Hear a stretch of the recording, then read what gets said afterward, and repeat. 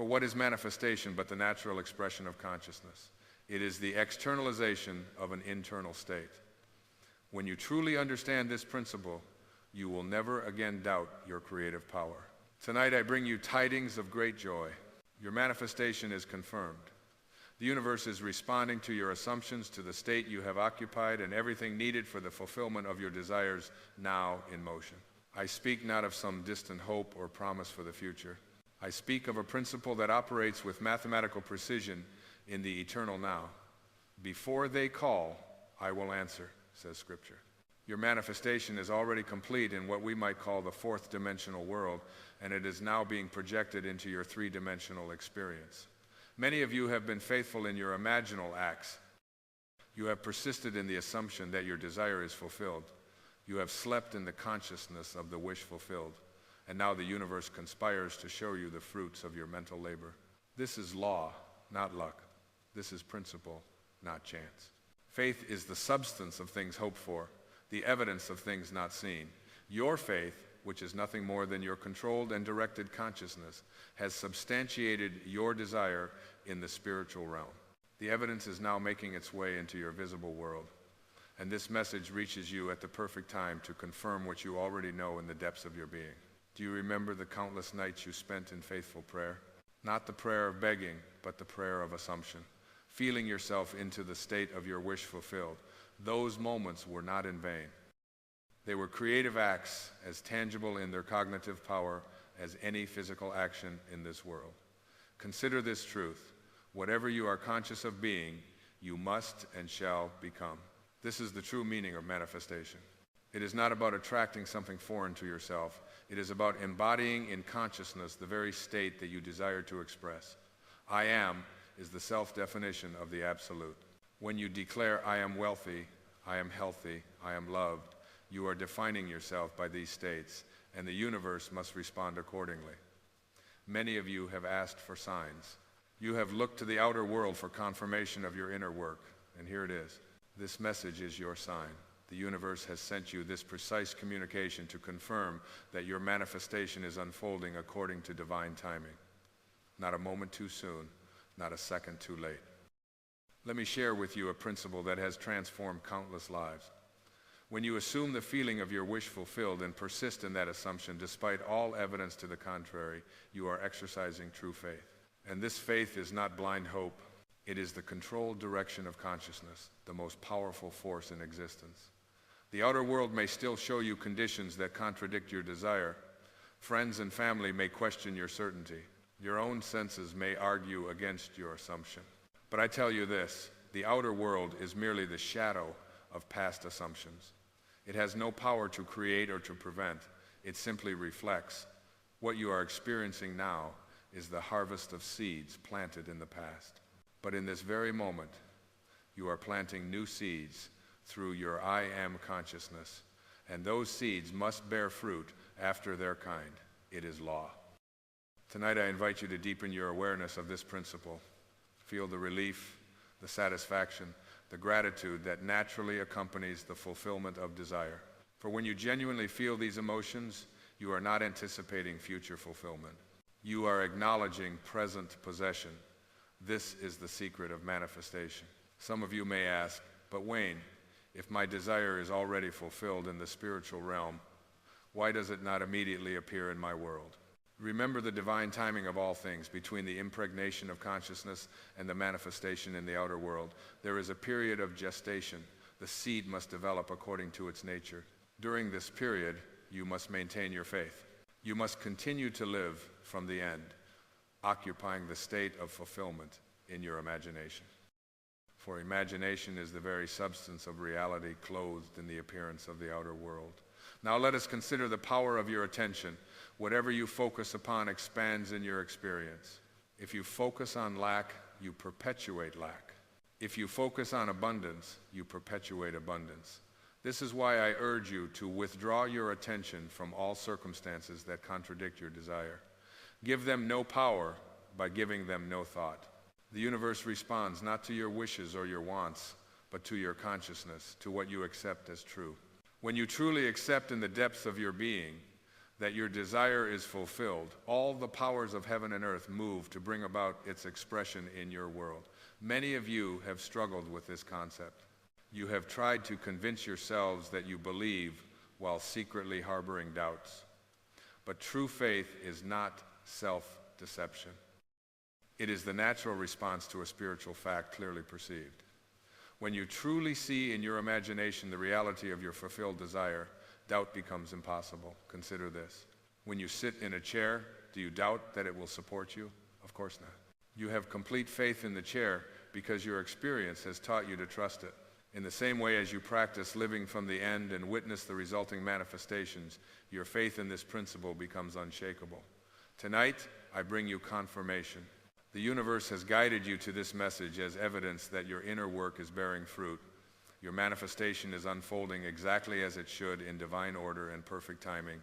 Remember the words of Scripture. All things whatsoever ye shall ask in prayer, believing ye shall receive. The key word here is believing, not hoping, not wishing, but knowing with unwavering certainty. And this certainty comes not from external evidence, but from the clarity of your vision in consciousness. Let me tell you a story from my own experience that illustrates this principle. Many years ago, I desired to travel to Barbados to visit my family, but I had no money for passage and no apparent means of obtaining it. Rather than dwelling on these limiting circumstances, I assumed the feeling of already being in Barbados, surrounded by my loved ones. Each night as I fell asleep, I would imagine the unique sounds of my island home, feel the tropical breeze on my skin, and hear the voices of my family welcoming me. I persisted in this assumption, never wavering in my faith. Within a short time, through a series of events that no human could have orchestrated, I received an unexpected sum of money, exactly the amount needed for my passage. The outer circumstances rearranged themselves to conform to my inner assumption. This was not coincidence, it was law. I tell you this not to impress you, but to impress upon you the absolute certainty of this principle. What you persistently imagine and feel as true must and will externalize itself in your experience. There is no other way. Now, some of you may be thinking of your specific desires: a new home, a loving relationship, financial abundance, perfect health. Whatever your desire may be, the principle remains the same. You must assume the feeling of already being, having, or doing that which you desire. You must live from the end. This requires a fundamental shift in consciousness. Instead of seeing yourself as moving toward your goal, see yourself as having already attained it. Instead of working to achieve your desire, work from the position of its fulfillment. This subtle distinction makes all the difference in the world. When you truly understand this, manifestation ceases to be a mystery and becomes a simple matter of aligning your consciousness with the reality you wish to experience. The universe is not responding to your actions, your words, or even your conscious thoughts. It is responding to your state of being, to what you accept as true in the depths of your soul. Let me address a question that arises in many minds. What about others? Can I manifest changes in another person's behavior? Remember this eternal truth. Everyone in your world is yourself pushed out. What you experience in others is a reflection of your own consciousness. You cannot change another through force of will or through external action. But when you change your conception of another, when you see them in your imagination as you wish them to be, they must conform to this new ideal. Not because you have power over them, but because there's only one consciousness diversified in seemingly separate beings. This is why forgiveness is so crucial to manifestation. When you truly forgive, you are releasing the old conception of a person or situation and creating space for a new expression. Forgiveness is not about condoning behavior. It is about freeing yourself from the bonds of past impressions. I urge you to practice radical forgiveness of others, of circumstances, and most importantly of yourself. For many of you carry the burden of self, condemnation, believing yourselves unworthy of your desires. But I tell you this, worthiness is not a prerequisite for manifestation. The sun shines on the just and the unjust alike. The law of consciousness responds to all without judgment or discrimination. Your desires are not random. They are placed within you by the divine as a blueprint for your expansion and fulfillment. The very fact that you can conceive of a desire is evidence of your capacity to achieve it. For consciousness cannot desire something that it cannot express. Now let us turn our attention to the concept of divine timing. Many of you grow impatient when your manifestation does not appear according to your schedule. But remember, in the realm of spirit, there is no time as you know it. There is only the eternal now in which all possibilities exist simultaneously. What appears as delay in the outer world is often divine timing in the spiritual realm. The seed you have planted in consciousness may require a period of gestation. During this time, unseen forces are at work, arranging circumstances, inspiring actions, guiding individuals, all to bring about the perfect expression of your desire. Trust the process, trust the timing, and most importantly, trust yourself, the God self within you that knows exactly how and when to bring your good to manifestation. I want to address another common obstacle to manifestation, the tendency to dig up the seed to see if it's growing. When you plant a seed in the ground, you don't continuously unearth it to check its progress. You trust that it is developing according to its nature, invisible to your eyes, but absolutely certain in its growth.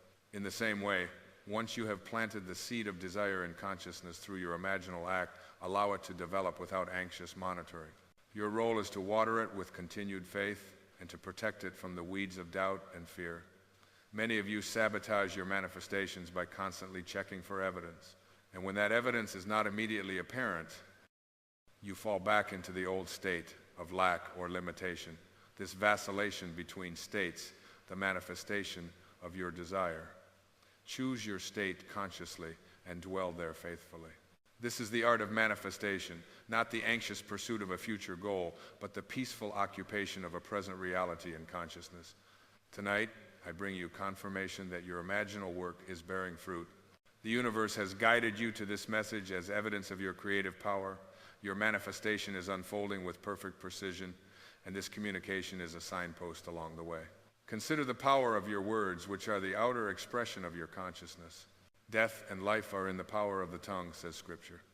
Your declarations, both silent and spoken, shape your reality. So guard your speech, carefully ensuring that it aligns with your desired state, not with the limitations of the current appearance. Instead of saying, I am trying to manifest, say, I have manifested. Instead of saying, I hope it will happen, say, I am grateful that it has happened. Speak from the end, just as you imagine from the end. Let your words reflect not what your eyes show you, but what your imagination knows to be true. This brings us to an important aspect of manifestation, gratitude. Genuine gratitude is not merely saying thank you for something you hope to receive. It is the soul's recognition of already having received. When you give thanks from the depth of your being for your manifested desire, you are affirming its reality and consciousness and thus hastening its appearance in experience. Practice gratitude not as a technique to get something, but as an acknowledgement of something already possessed. This subtle distinction transforms gratitude from a method into a revelation of the truth that all you desire is already yours in consciousness. Now let me address those of you who have been practicing these principles without seeing the results you desire. First, examine your imaginal acts. Are you truly dwelling in the end, or are you subtly reinforcing the current limitations? Are you living from the state of fulfillment, or are you merely visiting it occasionally while maintaining residence in the state of lack? Manifestation requires consistency, not of effort, but of state. It is not the occasional intense imaginal session that brings results, but the habitual occupation of the desired state. Your assumptions to be effective must be more than mental exercises. They must become the core of your being. Many of you may find it challenging to maintain this consistency in the face of contradictory evidence. This is where the power of revision becomes invaluable. At the end of each day, review the events that seem to deny your desired state, and in your imagination, revise them to align with your ideal. If someone spoke words that imply limitation, revise the conversation in your mind to hear them confirming your abundance. If circumstances appear to move away from your goal, reimagine them as stepping stones toward it. This practice of revision prevents the accumulation of contradictory impressions and maintains the integrity of your chosen state. Let me emphasize a truth that many of you have overlooked. The outer world has no power to create or to prevent. It is purely responsive, never positive. Your circumstances do not determine your consciousness. Your consciousness determines your circumstances. Therefore, no matter what appears in your experience today, you have the power to transform it through a simple shift in consciousness. This shift is not a denial of current facts, but a recognition of a higher truth, that facts are merely the shadow of past assumptions and have no power to determine future experience. Many of you have asked about the role of action and manifestation. Should you act to bring about your desire, or should you wait for it to appear? The answer lies in understanding inspired action versus calculated action. When you genuinely occupy the state of your wish fulfilled, you will be moved from within to take certain actions. These actions will not be calculated efforts to achieve your desire, but natural expressions of the state you have assumed. They will feel effortless, joyful, and perfectly aligned with your being. This is inspired action. Action that flows from the state of fulfillment, not action that strives toward it. The distinction is subtle but significant. One comes from abundance, the other from lack. One expresses, the other pursues. Trust the inner prompting that comes from your assumed state and follow it without hesitation. Now let us consider a principle that few truly understand: the identity of imagination and reality. Most people believe that imagination is separate from reality, a kind of mental fantasy distinct from the solid facts of existence. But I tell you this, imagination is reality itself in a different dimension of expression. What you imagine is not less real than what you experience with your senses. It is simply operating on a different level of manifestation. The spiritual precedes and shapes the physical, just as the blueprint precedes and shapes the building. Your imaginal acts are the blueprints of your experience. When you truly grasp this principle, you will no longer suffer the anxiety of waiting for your desire to manifest. You will know that in the act of imagining, you have already received. The outer expression is merely the shadow following the substance of your imagination. The universe has sent you this confirmation because you are ready to elevate your understanding of manifestation from the level of technique to the level of principle. Techniques may be useful as aids to concentration, but it is the principle that produces results, and the principle is simple. Consciousness is the only reality, and what you are conscious of being, you must become. Many of you have divided your consciousness, believing one thing in your imagination while accepting something different as reality. This division must be healed for successful manifestation. There must be a perfect agreement between your inner and outer acceptance, between what you imagine and what you believe to be real. This is why I emphasize living from the end. When you truly live from the state of fulfillment, you do not mentally place your desire in the future. You experience it as present fact here and now. This present tense experience in imagination becomes the bridge of incidents leading to its physical expression. Consider this profound truth.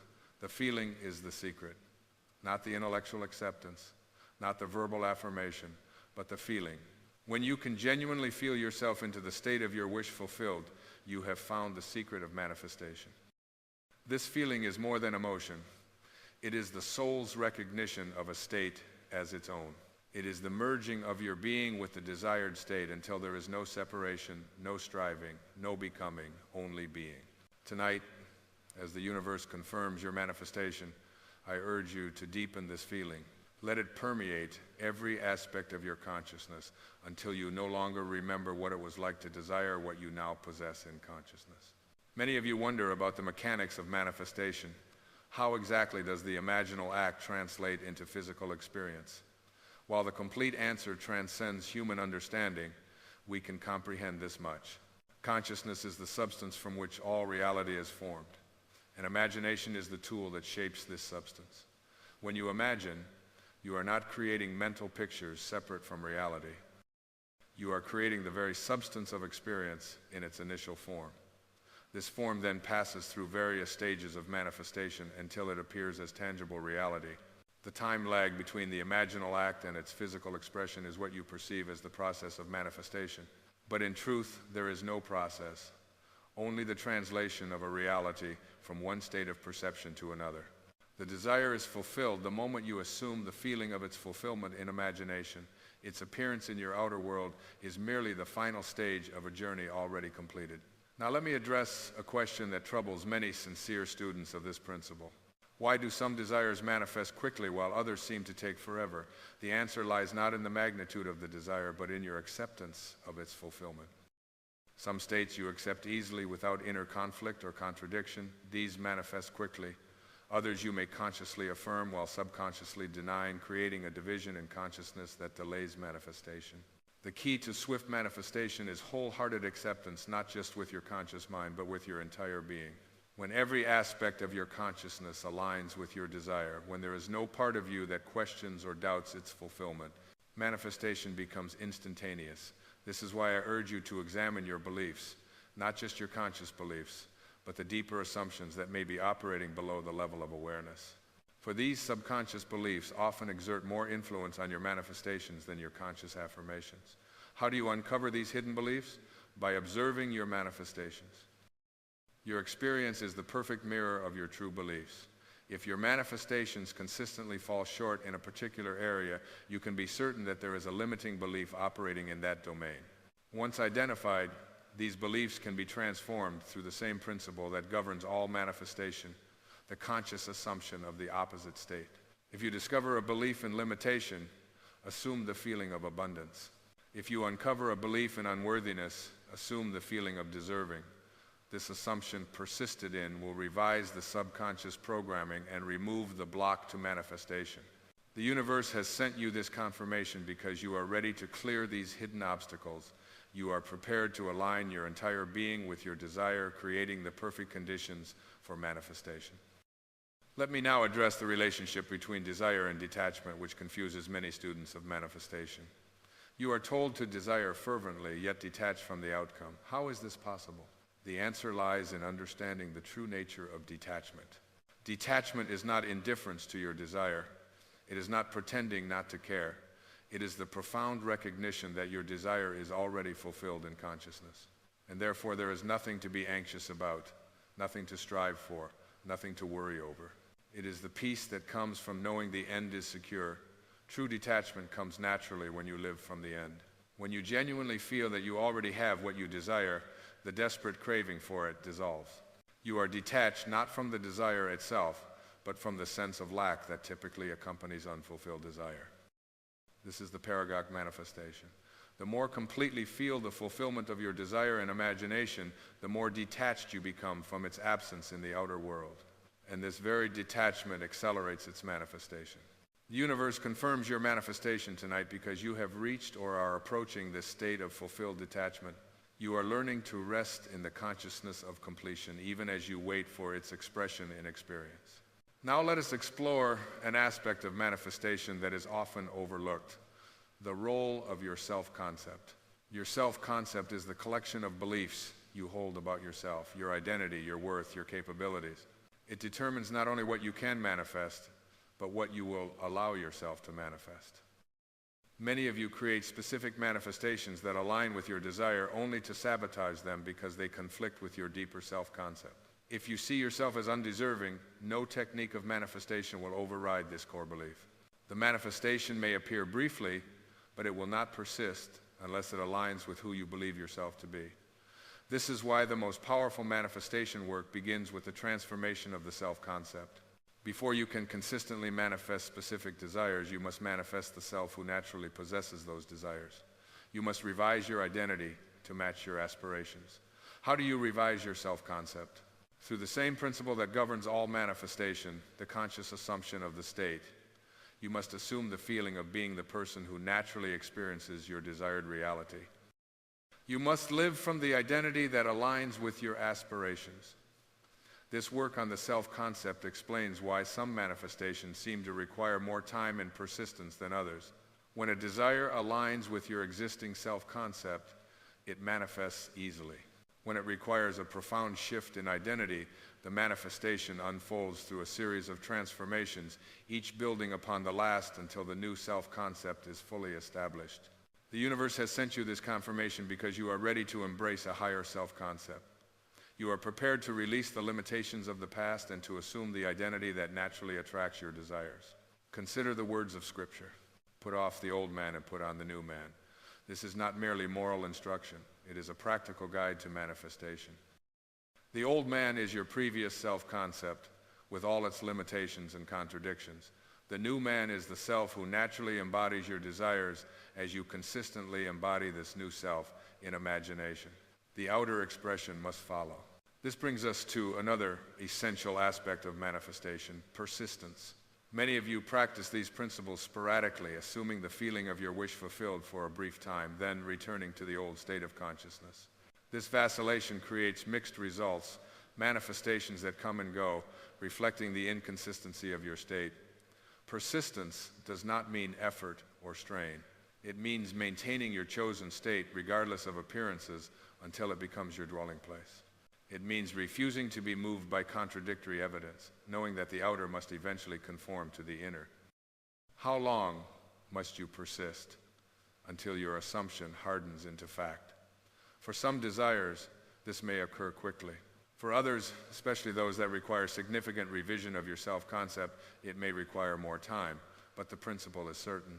What you persistently assume must externalize itself in your experience. The universe confirms your manifestation because it recognizes your growing capacity for persistence. You are learning to maintain your chosen state with increasing faithfulness, creating the perfect conditions for manifestation.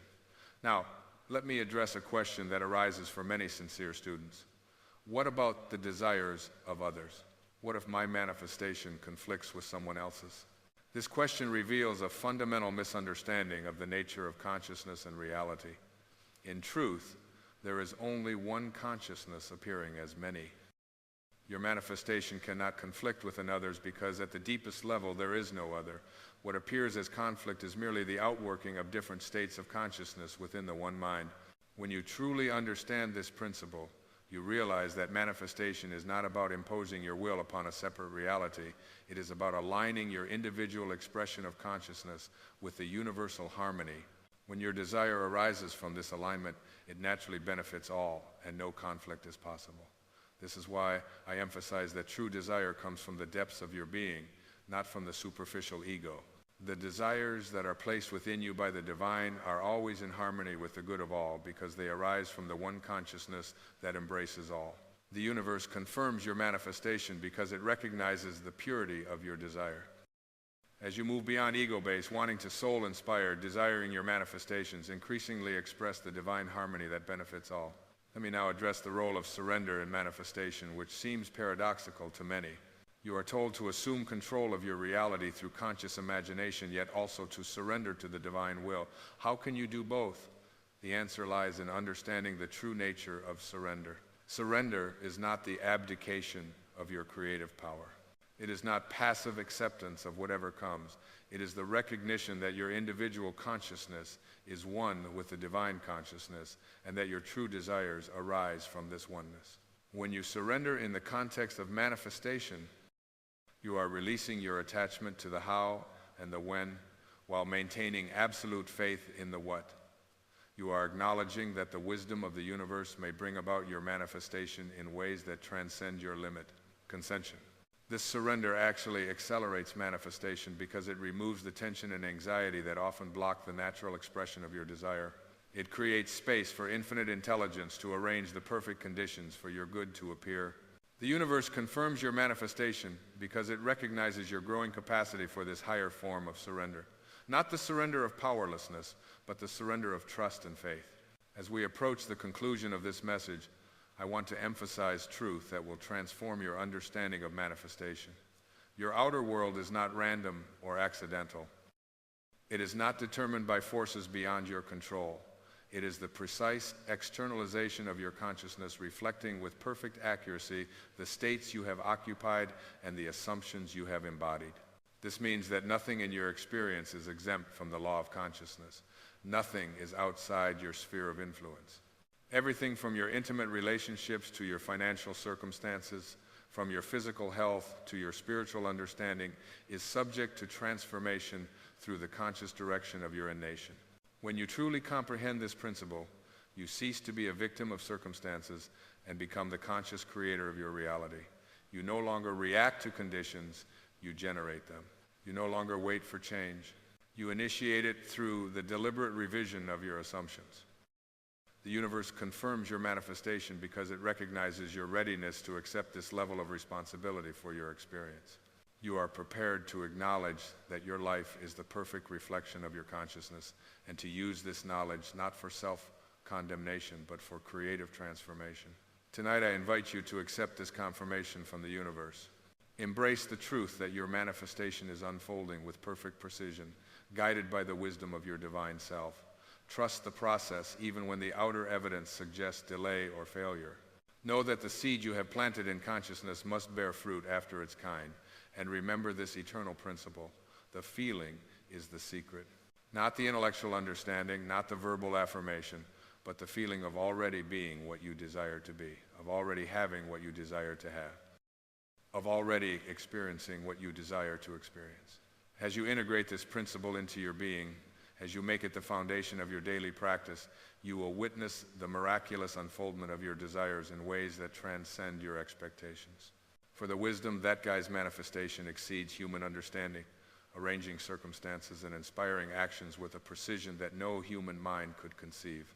The universe has sent you this confirmation because you stand at the threshold of a new understanding, a deeper application of the principle of conscious creation. You are ready to move beyond technique to embodiment, beyond periodic practice to consistent assumption. Go forth in the certainty that your manifestation is confirmed. Live from the state of fulfillment, regardless of appearances. Maintain your faith not as effort, but as the natural response to a truth clearly perceived. And watch as the outer world reshapes itself to match the inner reality you have established in consciousness. For this is the promise and the principle: what you are conscious of being, you must and shall become. It is law, not luck. It is principle, not chance, and it operates with mathematical precision in the life of a Oneian who applies it with understanding and faith. The universe confirms your manifestation. Accept this confirmation not as future promise, but as present fact. For in the reality of consciousness, where all manifestation begins, your desire is already fulfilled. Its appearance in time and space is merely the final stage of a journey already completed in the eternal.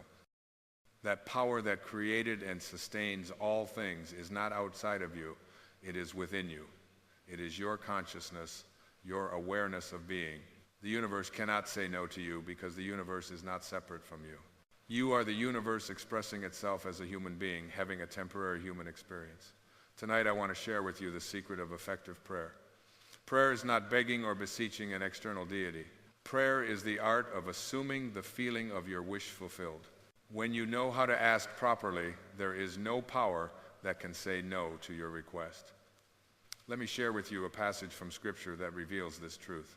In the book of Mark 1124, we read, "Therefore I tell you, whatever you ask for in prayer, believe that you have received it, and it will be yours."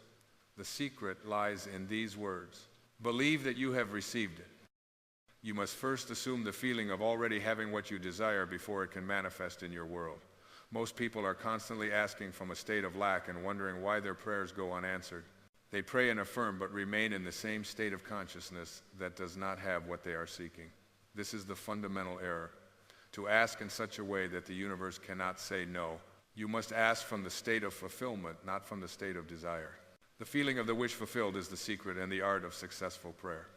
Let me illustrate this principle with a simple example. If you desire financial abundance, do not pray by saying, "God, please give me more money," or "Universe, I need financial freedom." This is asking from lack, and your very prayer is a confession of your current state of poverty. Instead, you must assume the feeling of already being financially abundant. How would you feel if you were already financially free? What thoughts would occupy your mind? How would you carry yourself? What conversations would you have when you assume the feeling of financial abundance? When you sleep in the assumption that you are now financially free, you are asking in such a way that the universe cannot say no. For the universe can only reflect back to you your own conception of yourself. Remember the words of the prophet Isaiah, "Before they call, I will answer." This is a profound psychological and spiritual truth. Before you call, before you ask, the answer is already prepared. Your assumption, your state of consciousness, determines what you will call for and consequently what will be answered. I recall a gentleman who attended one of my lectures in New York. He approached me afterward and said, "Mr. Godard, I have been praying for a promotion in my company for 3 years with no results."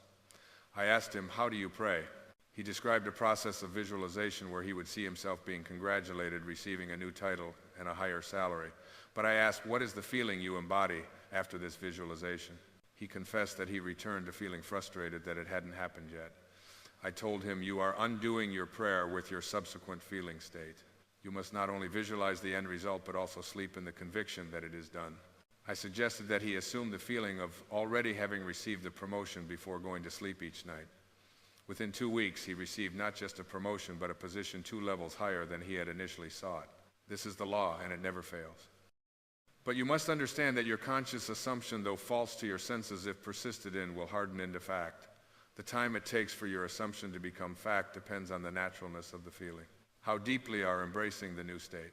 Now there is another aspect to asking in such a way that the universe cannot say no, and that is detachment. Many of you have heard of the importance of detachment in manifestation, but detachment is often misunderstood.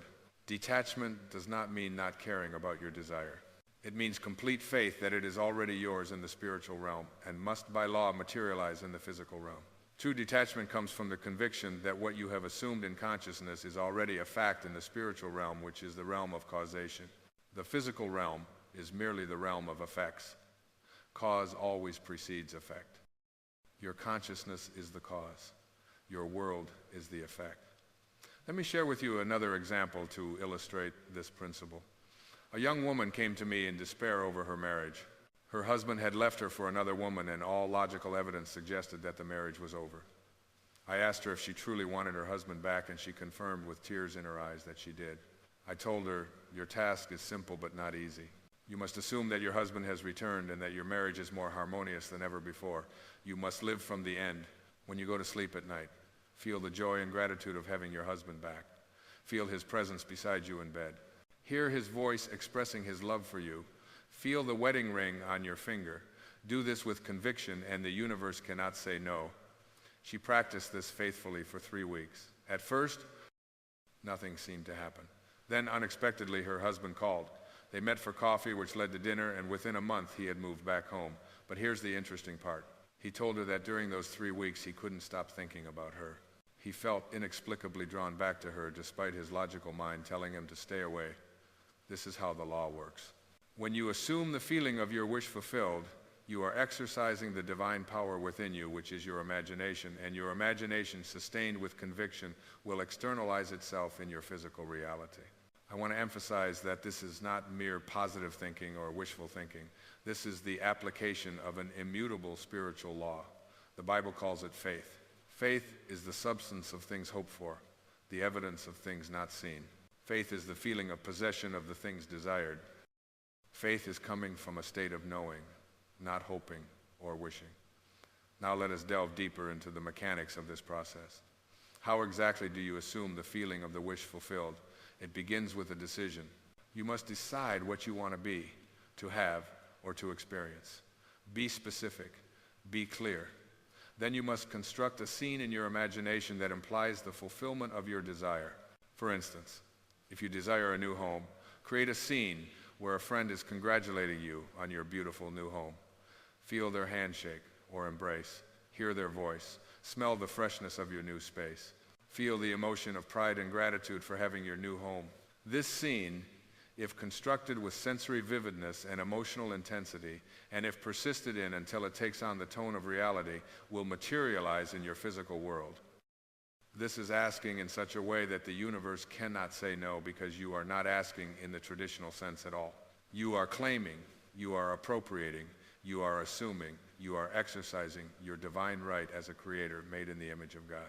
I must stress that this principle applies to every area of your life: health, wealth, relationships, career, spiritual growth, and more. There is no limit to what you can achieve through the proper application of your imagination. Consider the case of physical healing. If you are experiencing illness or physical discomfort, the conventional approach is to focus on the problem, to fight against it, to see it as an enemy to be conquered. But this keeps you locked in the consciousness of illness. Instead, assume the feeling of being perfectly healthy. Feel the energy coursing through your body. Feel the joy of pain-free movement. Feel the gratitude for your robust health. This feeling state persisted in will manifest as physical well-being. I recall a woman who had been diagnosed with a chronic condition that doctors said was incurable. She came to me in desperation, having exhausted all medical options. I taught her this principle of assuming the feeling of her wish fulfilled. I instructed her to go to sleep each night in the assumption of perfect health, to feel the joy and gratitude of being completely healed. Within 3 months, she returned to her doctor for a checkup, and to the doctor's astonishment, there was no trace of the condition. The doctor called it a spontaneous remission, a medical miracle, but it was no miracle in the sense of a violation of natural law. It was the perfect operation of the law of assumption.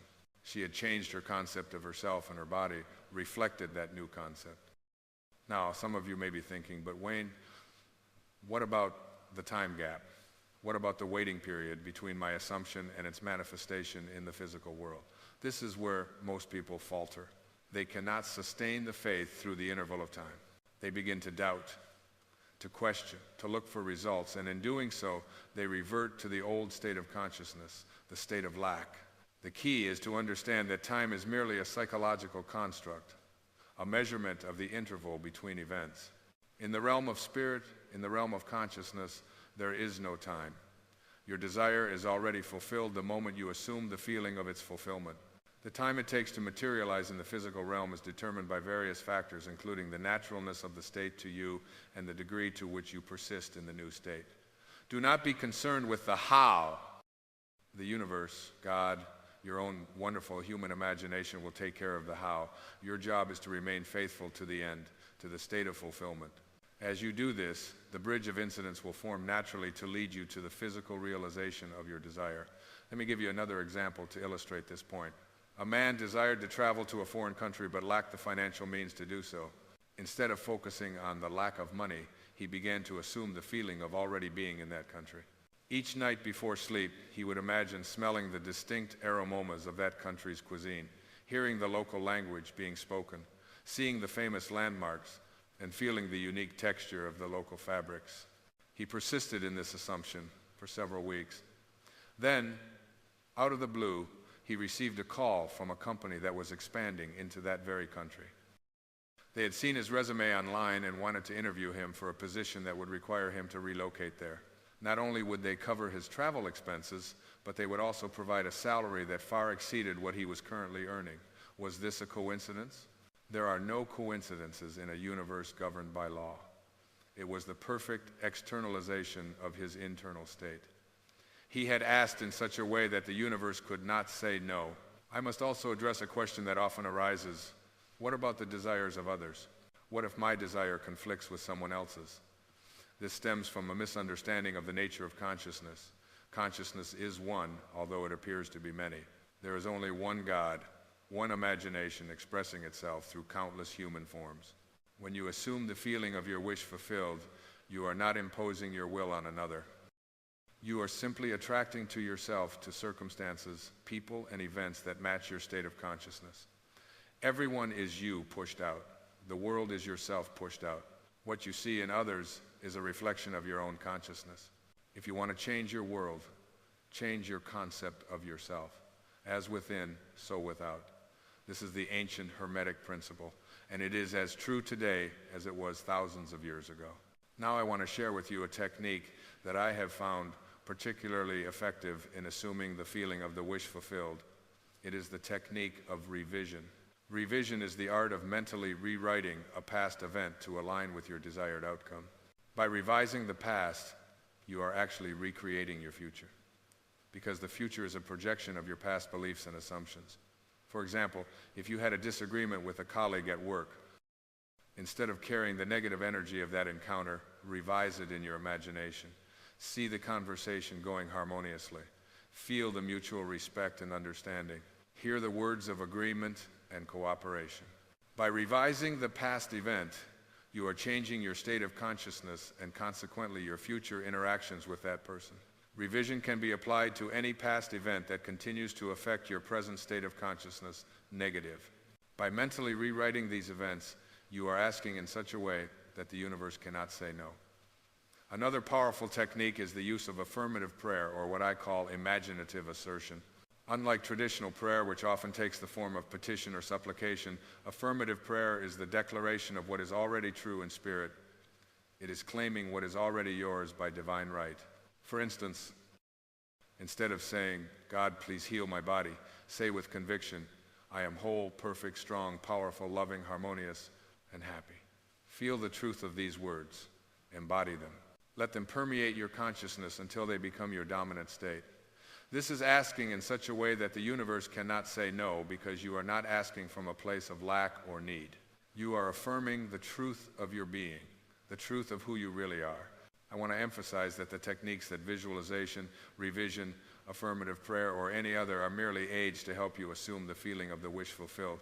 The techniques themselves are not the power. The power is in your consciousness, in your ability to assume and persist in a state. Let me share with you a personal experience that illustrates this principle. Many years ago, I desired to travel to Barbados to visit my family, but I lacked the funds to make the journey. Instead of dwelling on my lack of resources, I began to assume the feeling of already being in Barbados. Each night before sleep, I would imagine lying in my familiar bed in my family home in Barbados. I would hear the distinct sound of the palm trees rustling in the Caribbean breeze. I would smell the salt air and feel the warmth of the tropical climate. I persisted in this assumption for several weeks, falling asleep each night in the feeling of already being in Barbados. Then one day I received a letter from my brother in Barbados. Inside the letter was a ticket for passage to Barbados, a gift from my family. The law had worked perfectly. My internal assumption had externalized itself. This is the law, and it never fails. But you must apply it correctly. You must ask from the state of having, not from the state of wanting. You must embody the consciousness of already being what you want to be, already having what you want to have, already experiencing what you want to experience. Now, I want to address a common misconception. Many people believe that they must get rid of all negative thoughts to manifest their desires. This is not true. Thoughts and of themselves do not create reality. It is the feeling, the emotional state, the consciousness that creates reality. You will always have passing thoughts, both positive and negative. The key is not to identify the negative thoughts, not to dwell in them, not to make them your home. Instead, choose deliberately the state you wish to occupy and persist in it despite any contrary thoughts or appearances. This brings me to another important principle, the principle of attention. Whatever you focus your attention on, you energize and manifest in your life. Your attention is like a spotlight. Whatever it illuminates becomes your reality. Therefore, be selective with your attention. Direct it consciously toward what you want, not toward what you do not want. If you want health, do not give your attention to illness. If you want wealth, do not give your attention to poverty. If you want harmonious relationships, do not give your attention to conflict. This is asking in such a way that the universe cannot say no. I once worked a businessman who was facing financial ruin. His company was on the verge of bankruptcy, and all external evidence pointed to an inevitable collapse. I taught him the principle of attention. I told him, do not give life to the bankruptcy by dwelling on it, by talking about it, by feeling the despair of it. Instead, direct your attention to the state of financial prosperity. I instructed him to create a mental scene that implied the financial turnaround of his company. In his imagination, he crafted a scene where his accountant was showing him balance sheets indicating substantial profits. He felt the relief, the joy, the gratitude of this turnaround. He persisted in this mental exercise for several weeks. During this time, an opportunity presented itself that he would have missed had he been focused on bankruptcy. This opportunity led to a partnership that not only saved his company but propelled it to new heights of success. This is the law in operation. By directing his attention to the desired state, by dwelling in the feeling of the wish fulfilled, he asked in such a way that the universe could not say no. I want to underscore that this principle is not about ignoring reality or living in denial. It is about understanding the true nature of reality. The external world is a shadow reflection of internal states. By changing your internal state, you inevitably change the external reflection. Think of it this way. If you are looking at your reflection in a mirror and you do not like what you see, it would be futile to try to change the reflection directly. You must change what is being reflected yourself. Similarly, if you do not like what you see in your world, you must change your concept of yourself, your state of consciousness. This brings me to another crucial aspect of asking in such a way that the universe cannot say no, self-concept. Your self-concept, your idea of who you are, is the foundation of all your manifestations. Everything you experience is a reflection of your concept of yourself. If you see yourself as unworthy, you will manifest experiences that confirm this unworthiness. If you see yourself as a victim, you will manifest experiences of victimization. If you see yourself as powerful, loved, and abundant, you will manifest experiences that confirm these qualities. Therefore, the most fundamental change you can make is to change your concept of yourself. Assume the feeling of being the person you want to be. Live from that assumption. This is asking in such a way that the universe cannot say no. I recall a young actor who came to me discouraged by his lack of success in the film industry. Despite his talent and dedication, he had been unable to secure significant roles. When I inquired about his self-concept, he revealed that he saw himself as a struggling actor, always on the periphery of success. I told him, that is your problem. You are assuming the state of struggle, and the universe is faithfully reflecting back to you that state. You must change your concept of yourself. You must see yourself as a successful actor in demand for major roles. I guided him in constructing a scene that implied his success in the industry. In his imagination, he would read reviews praising his performance in a major film. He would feel the satisfaction, the pride, the fulfillment of being recognized for his talent. He persisted in this new self-concept for several months. And then, as if by magic, though it was not magic but law, he was called to audition for a significant role in a major production. He secured the role, and his performance was indeed praised by critics, just as he had imagined. This is the law. By changing his concept of himself, he changed his reality. He asked in such a way that the universe could not say no. Now, I want to address a question that often arises. What about collective events or global conditions? Can my individual consciousness affect these? The answer is yes, but with a caveat. Your experience of the collective is still your individual experience. You can only experience what matches your state of consciousness. For instance, in times of economic downturn, some people experience hardship and lack, while others experience opportunity and abundance. Same external condition, different individual experiences because of different states of consciousness. Therefore, do not be concerned with changing the world. Be concerned with changing yourself, your concept of yourself. As you do this, your experience of the world will change. And as more individuals do this, the collective experience changes as well. I want to emphasize that this principle is not selfish or self-centered in a negative sense. It is simply a recognition of the law of consciousness. You cannot give what you do not have. You cannot project what you do not possess within yourself. By focusing on your own state of consciousness, you are actually serving others in the highest way possible by becoming an embodiment of what you wish to see in the world. Let me share with you one final example to illustrate the power of this principle. A woman I knew desired to help the homeless in her community. She volunteered at shelters, donated money and resources, advocated for policy changes, all external actions, coming from a place of compassion, but also from a consciousness of otherness, of separation. Despite her efforts, she felt overwhelmed by the magnitude of the problem and frustrated by the seeming lack of progress. I suggested a different approach. Instead of seeing the homeless as separate from herself, as others to be helped, I advised her to assume the state of consciousness where homelessness was already saw.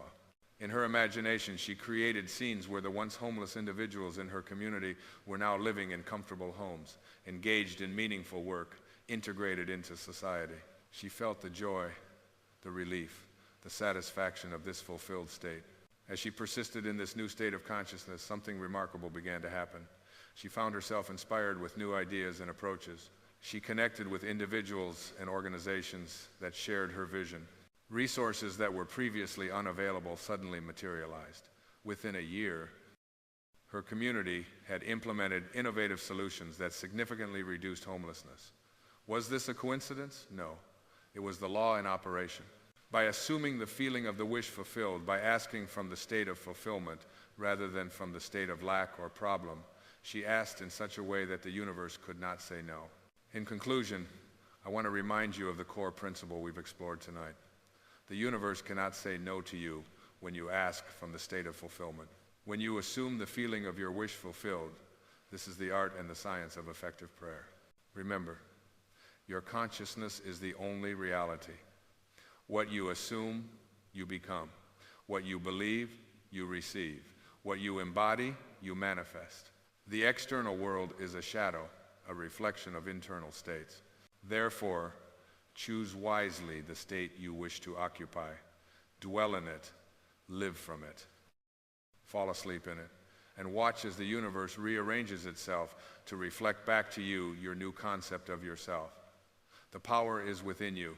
It has always been within you. It is your own wonderful human imagination which is God in action. Use it deliberately. Use it lovingly. Use it wisely. When you know how to properly from the state of fulfillment rather than from the state of lack, there is no power in heaven or on earth that can say no to your request.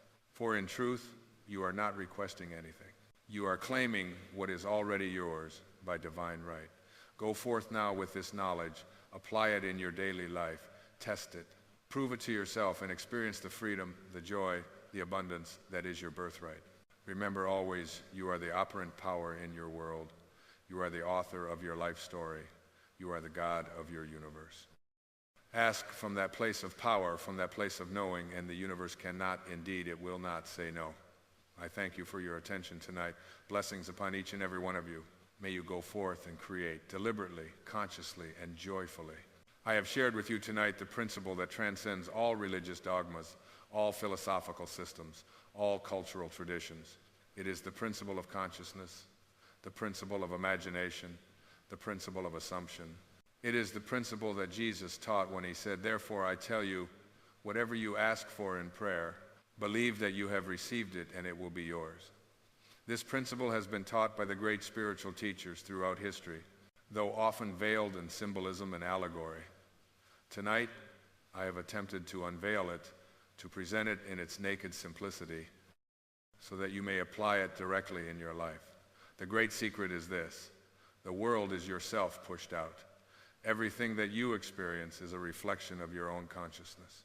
Change your consciousness, and then you change your world. This is asking in such a way that the universe cannot say no. As you leave here tonight, I encourage you to begin immediately to apply this principle. Choose a desire, something that you truly want to be, to have, or to experience. Construct a scene in your imagination that implies the fulfillment of this desire. Enter into the scene. Make it as vivid and as real as possible. Feel the emotions that would be yours if your desire were already fulfilled. Then each night as you go to sleep, replay this scene in your imagination. Fall asleep in the feeling of the wish fulfilled. Do this faithfully, persistently, and you will be amazed at how quickly your external reality begins to rearrange itself to match your internal assumption. Remember, the universe responds not to your words, not to your thoughts, but to your state of consciousness, to your feeling state. When you feel that something is real, when you embody the state of its reality, the universe has no choice but to reflect back to you that reality. This is the true meaning of faith. Faith is not belief in the unknown. Faith is the feeling of the known. Faith is the feeling of possession of that which is not yet visible to the senses. Faith is the substance of things hoped for, the evidence of things not seen. When you operate from faith, when you live from the end, when you assume the feeling of the wish fulfilled, you are asking in such a way that the universe say no.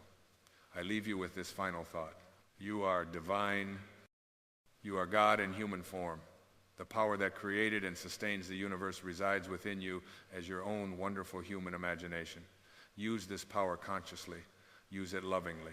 And there is nothing that you cannot be, do, or have. Go forth now and create the life of your dreams, for indeed it is your divine right and your divine responsibility to do so. Thank you, and God bless you.